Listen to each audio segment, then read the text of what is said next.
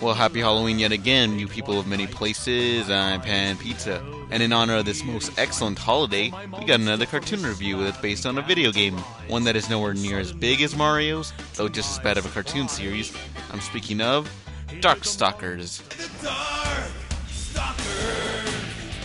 Now, I'm sure many of you want me to explain what a Darkstalker is. Well, normally I would show you footage for the fighting game this show is based on, but since I never met a soul in person who's played it, let me explain it to you as simple as possible. You play Marvel vs. Capcom? You know that mummy guy? You saw that cat lady? Or that bat skank? That's Darkstalkers. There. Saved you a wiki read. You know, I like to call this series Street Fighter Halloween Edition. Same creators, Capcom.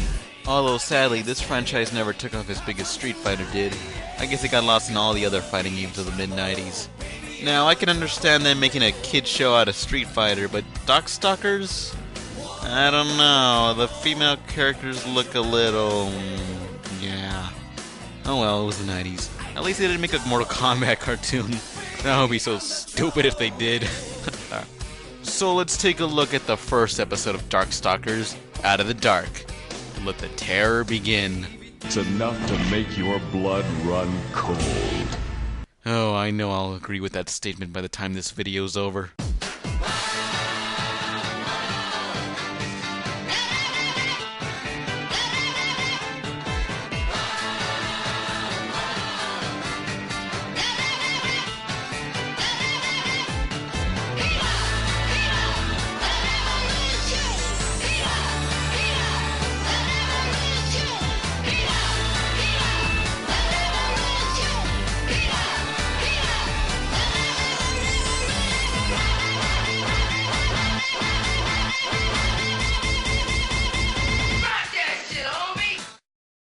So how does the first episode start? On a Star Destroyer in space with our favorite villain, Cinder! Pyron. Easy mistake. Pyron, who looks like a tiny man with a big throne. How cute! He's a little butthurt over the fact that humans rule the Earth instead of monsters. But now there are billions of them. Common, grubby little beings without any powers, any magic, any usable mutations. No enhanced abilities, no physical mutations, no nothing. Are you going to destroy those ridiculous creatures? Oh, and he's aided by Booster Gold's robot assistant, Skeets. I doubt anyone's even going to get that reference. So Pyron's plan is to assemble an army of Universal Studios monsters to take over the world.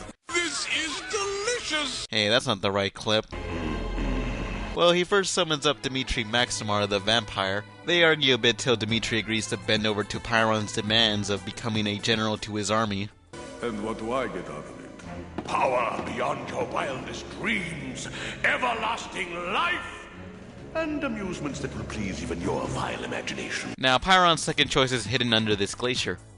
Oh, I'm sorry, I mean this rock spire. Boy, that's phallic. Oh, here's everyone's favorite fine-ass succubus, Morgan! A pox on these character designers. Where am I? And what year is this? And who offered me that drink? Oh, great, now to be violated yet again, this time with aliens. What a night! So Morgan and Dimitri turn out to be enemies and begin to fight. You bloodsucker! Hey, you're the succubus who sucked 10,000 years worth of cock. Silence, succubus! I am your general. You and what army? Hey, you show a little respect. He's been general of this army for 12 whole minutes. Well, we begin our first fight where Morgan throws a bat symbol. I don't know. And Dimitri does, what the hell is that? Stop it, you fools! Morgan, he is your general. Oh, nice how the animation cell slid away. I hope she didn't die on the way back to her home planet. Now, Pyron essentially tells the two that they're the bitch and he's the butch. Although Morgan is the bitch to them all. Ha ha ha. High-powered women. There's no such thing. Cut to a werewolf chasing a deer in broad daylight. Hey, wait a minute. Werewolves come out only at night on a full moon. That's like if a vampire... Sorry about that, folks. I was about to make an obligatory joke.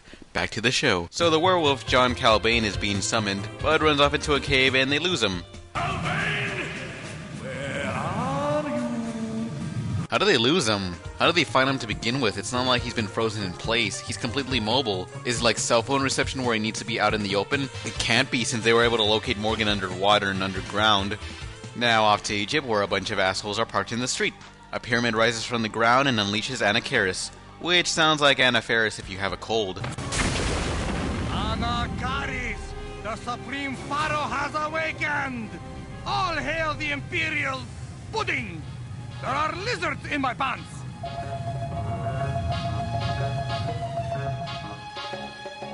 We welcome the Hittite ambassadors! Bring forth gravy and dancing frogs! What? I think he was in that pyramid far too long. What? Sounds like something Cornholio would say. What is wrong with this character? All hail the imperial pudding! I'd just like to extend my deepest apologies to Mike Judge for that horrible impression. He said extend. Next, we're in Asia, where a bell starts to ring by itself, resurrecting Bishamon, living samurai armor. After all this time, the curse still lives. And still, I am in its power. And that's all he does. What is this, Valentine's Day? Will you stick to a character and develop him already? The closest thing we got to development is Morgan and Dimitri's constant bickering. We're nearly halfway through the episode and it's all just character introductions. And there's still more to come. This whole episode could have been done with an intro that explains everything, much like He-Man. Not like they even use the intro for anything, just explains the basic synopsis of the show. I guess they didn't have enough room for the monster roll call because they had to explain the deep plot to this complicated series. To sum it up, don't waste the entire episode introducing characters we barely know anything about! God damn it! So, I guess I'll see you all in part 2.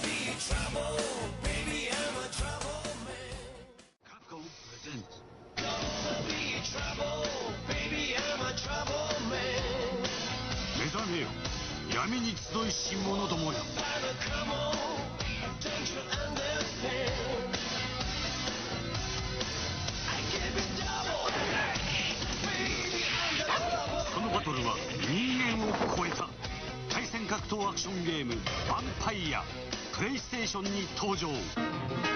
Capcom